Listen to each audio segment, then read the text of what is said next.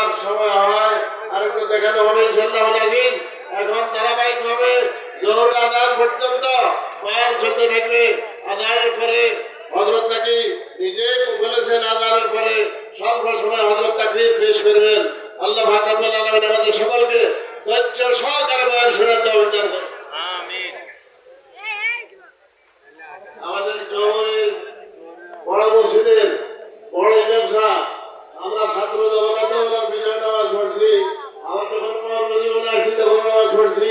আমাদের ওস্তাদের ওস্তাদ ওয়াহবার হযরত খুব অসুস্থ, উনি এখানে আসছেন আমাদের সাথে একত্রতা ঘোষণা করার জন্য।